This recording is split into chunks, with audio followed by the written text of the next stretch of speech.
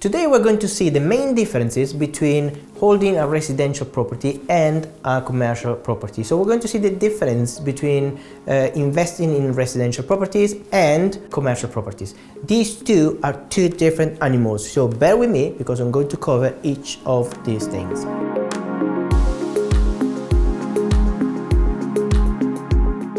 Hello, my name is Dr. Giuseppe Paladini. I'm the founder of Stepping Bricks, and today I want to cover or uncover some of the things that are always appearing in property investing. For example, what's the difference between investing in residential versus commercials? And probably attended a few webinars online or seen a few posts from other property trainers that sell you the commercial property course, or the idea and the dream of holding commercial properties. I want to uncover these things because if you don't know how to invest in property in general, probably it's not a smart idea to start straight with commercial.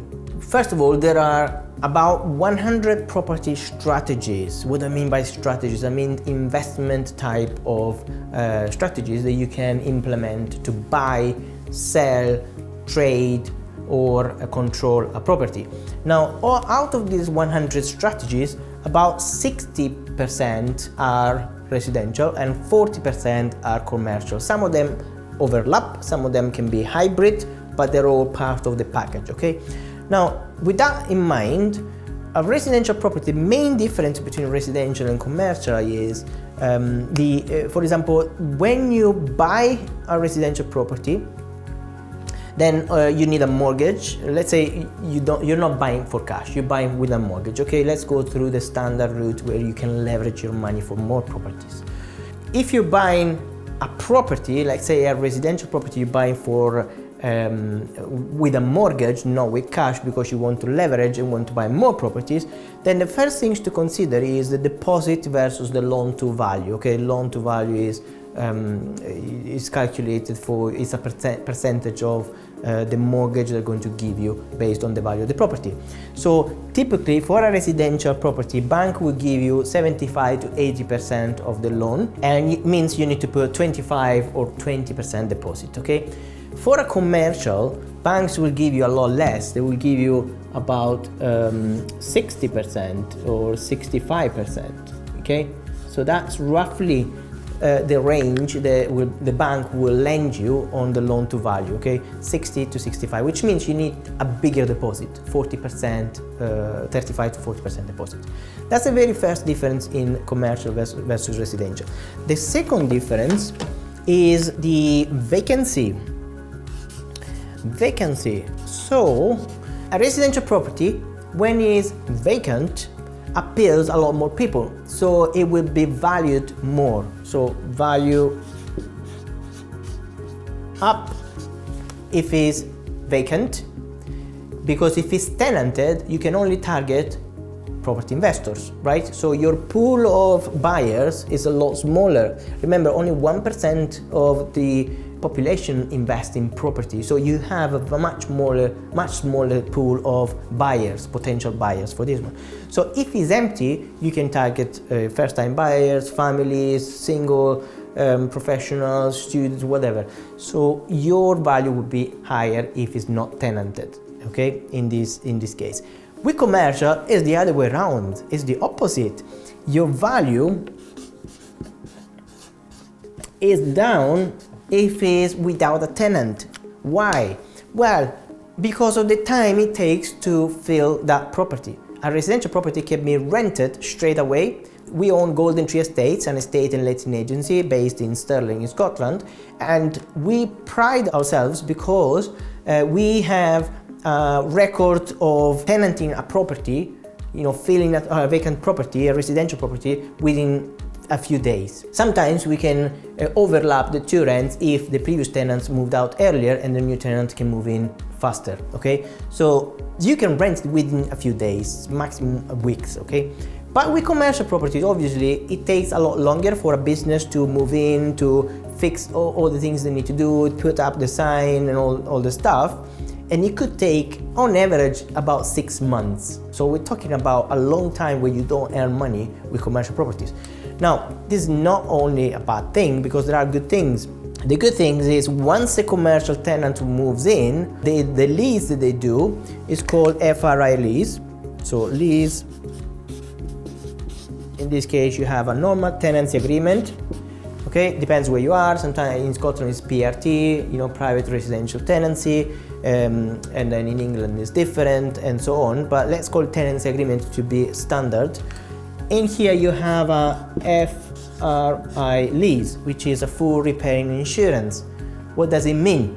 It means that the tenants, the commercial tenant, is responsible for all the repairs and insuring the building. Not you, the landlord, the tenant. And they typically stay for, this is another one, time. Roughly they stay 1 to 2 years. And this one can stay between 10 and 25 years roughly. So you see the leases in commercial are a lot longer, which means you buy, you rent it, you forget about it because you don't even have to repair anything. So there are good things and bad things about commercial versus residential. I want you to have a much more balanced view on how you can build your property portfolio. I'm not selling you a course on commercial or on residential, so that's why I'm not biased.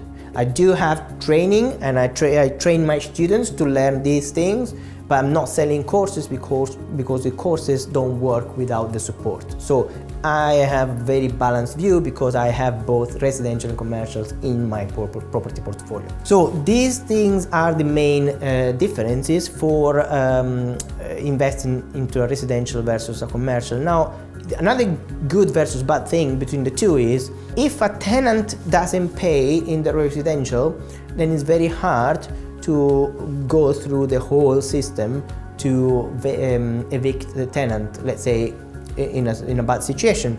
However, the tenant needs to know that they are personally responsible and liable for this, which means that if for any reasons they decide not to pay and to go through the court and the tribunal and so on and the eviction process, they could have a CCJ which is going to affect their credit score for the next 6 years, which means they can't even buy a SIM card on a mobile plan on a credit because of that bad credit score. So I do not suggest anybody to get into that situation, okay?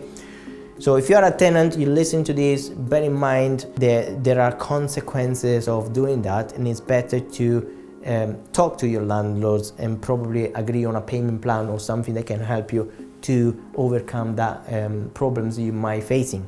If you are a landlord, try to understand as well and trying to make sure your investment property is protected and also your tenant is protected.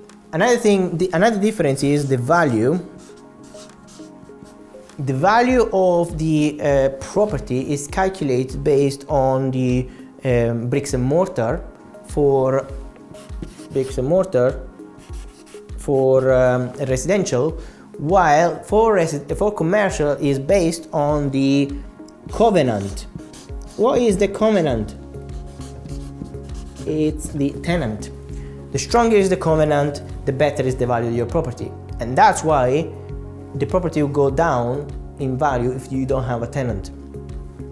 So let's say you have a strong covenant, like I don't know, bank or a coffee shop is famous. I don't want to publicize, you know, any coffee shops, but let's say it's a big brand, then your value will increase a lot of the property. But if you have a barber shop or a hairdresser or, you know, the local shop, obviously the covenant is weaker than the big brand and the value will be slightly less. Okay, so there is a calculation that we teach our students on how to assess a commercial deal. But that's the main difference between the two. In terms of financing,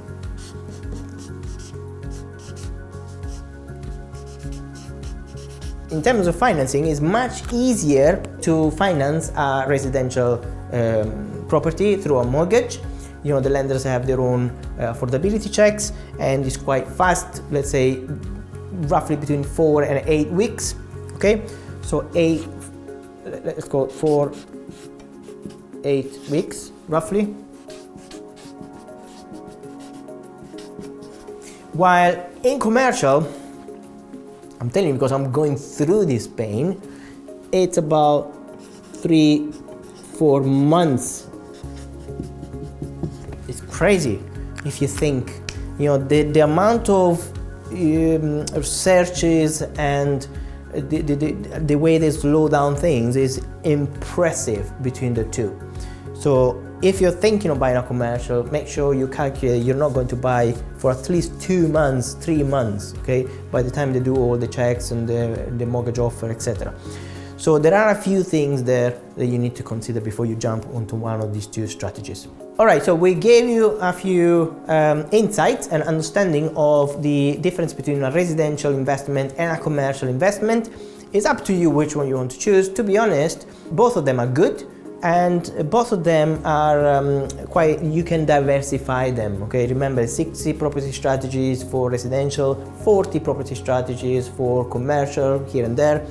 You can either start with one, master it, and then once you have some extra money to play with, you can start with a commercial, and then you realize, oh, wait a minute, I don't need to manage any people, any tenants, anybody, because I'm managing businesses. You're not managing tenants.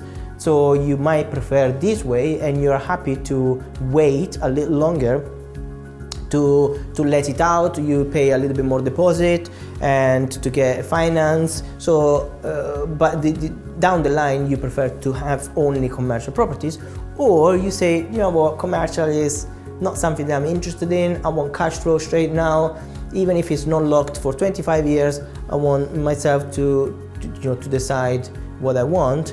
And then you can have a lot more flexibility with residential. So commercial is more stable, residential is more flexible.